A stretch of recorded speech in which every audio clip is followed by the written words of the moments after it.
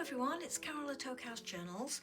I'm going to tackle prompt number 7 in the Junk Journal July challenge being hosted by Meg.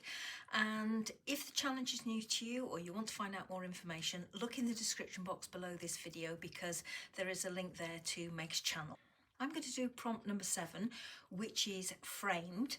So I've lifted out here some vintage Kodachrome transparency slides, and I'm going to be using one of these on my piece today. I'm going to be removing this transparency bit out of the middle. Not quite sure what I'm going to put in there, but I had a letter arrive from France this morning and it had this lovely stamp on it. I might use that. I don't know yet until I open up my page and have a look and see whether or not the colours are going to go. But if not, I will find something to go in there. Apart from using the slide as my frame, I have no idea what I'm going to do for this one. But before I get started, this is the page that I did last time, and I said that I would do a bit of an update on these stickers.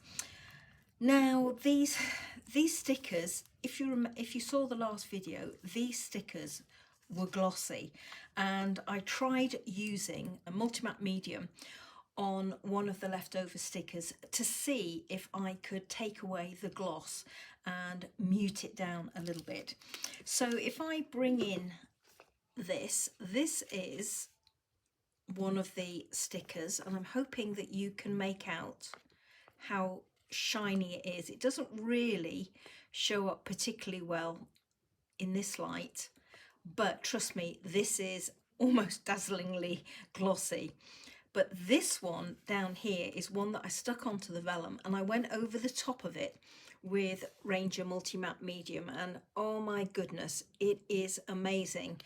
It not only blends the edges in well on the vellum, but it also knocks back the gloss, and that was just with one thin coat.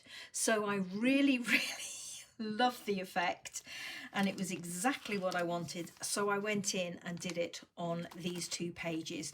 So whilst there is a slight hint of shine, it is nowhere near as dominant or prominent as it was previously, and better still, it even worked on the straw paper. You do need to be careful if you're using the Ranger Multi-Matte Medium on the straw paper, because there is a slight difference in terms of the colour where I try to blend the edges of the stickers out a little bit. But for my purposes, I quite like that. So yeah, I'm really pleased with the end result. So I just thought I would share that with you. I will again include the details of these stickers underneath this video, but if you can't wait, look at the previous video and the information is there. I always share any information about the products I use in the description box below each video. There's no affiliation, no commission, nothing like that. I'm doing it purely to share information with you so that you don't have to ask me. But if you wish to ask me any questions along the way at any time, please feel free. I'm more than happy to answer them if I can. Okay, so enough of that, other than I'm delighted with it. I'm going to pop these off to one side. I'm going to choose one of these frames. Let's just open up my packet. And really, I'm just going to take the, let's have a look. As I'm going to cover these up, I'm just going to go with that one. I'm going to grab some ledger paper and put the camera into hyperlapse, and I will be back at the end of my page to chat through with you what I've done, and also to show you some photographs so that you can see what I've done in more detail. So I'll see you in a little while. So here I am lifting out some ledger paper, and I've got my craft knife here and just gently scoring round each edge of my slide. Do it very carefully if you're trying to do this, but it's easy enough to do, and once you get your craft knife inside, it pops open and you can take out the transparency. I decided against putting the stamp in the centre of the slides and have a little vellum sticker book there, and I've chosen a couple of images. As you can see, I've got 2 slides that I've opened up. Here I'm just marking out and gluing on some of the ledger paper, just cutting it round the outside and using a craft knife to cut away the aperture in the centre. And I use that little bone folder to just smooth the internal edges of that aperture. So I've got 4 sides to cover with my ledger paper, and I'm just doing exactly the same for each one, gluing on the ledger paper and then using my bone folder to mark the internal aperture, and then bringing in the craft knife and a metal ruler to just cut it away in the centre there. And that's exactly what I'm doing here. Not sure why I decided to do 2 slides. I think it's mainly because I found a second picture that I liked that I thought I could use inside, and I wasn't sure which one I was going to be using for this page, so I ended up creating 2 slides. The other one will just get used in another project. These are the inside pieces that I've just backed together, and I'll use them in another project later on. Just going around the outside edges and the aperture with some Distress Oxide ink, and here I'm just putting my transparency in the middle and gluing on the back and just trimming away any excess. And this is the second one. There's the picture going in place, there's the back going on, and then just going around with some Distress Oxide ink as well. Here I've got some of the Tim Holtz little tiny labels, and I'm just putting a couple of those on for interest, and then I put a couple on the page as well, and a little bit of book text or handwritten text down that left hand side, and a couple more labels. You can see at the top there I've got a label that's just stuck in the side tuck.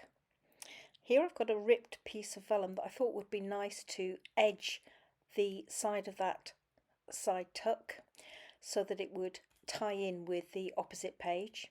Just created a little hole there and one in the top of my slide, and here I'm fighting to try and open up the teeth of that brad.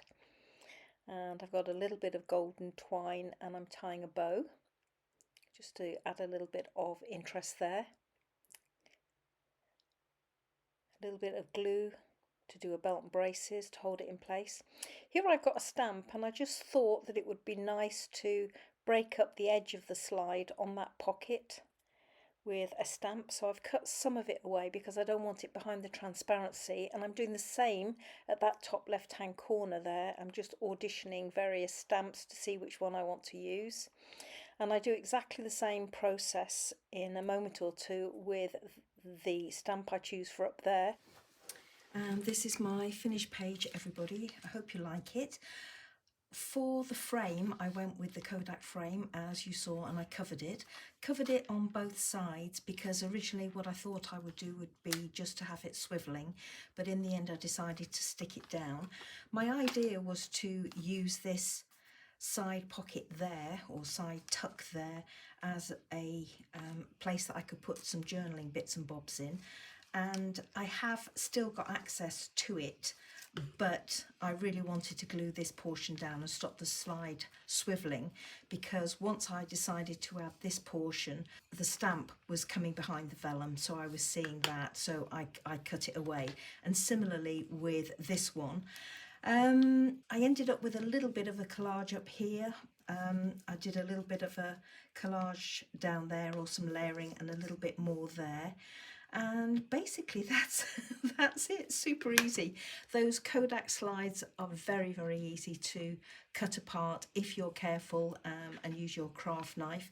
I played with this one as well, so I've got this one to go in my stash. Ideally I would have liked to have put an eyelet up there, but I decided to use a brad simply because the 3mm eyelets I've got are not a good batch at all and are splitting on the back, and I don't like that. So I ended up using a brad, and then I decided to put a little bit of gold thread that I'd got, which was the perfect colour to match this up there, just to carry on with the colour theme. So I'm hoping that that flows nicely through onto that page. I think it does. And to pick up something from this page, and particularly that, I did a little collage in the back here on that page. So there we go, everybody. As always, I'll do some photographs at the end for you to have a closer look at the page if you'd like to. And I hope you'll join me for the next video. Until then, take care and happy crafting. Bye bye now.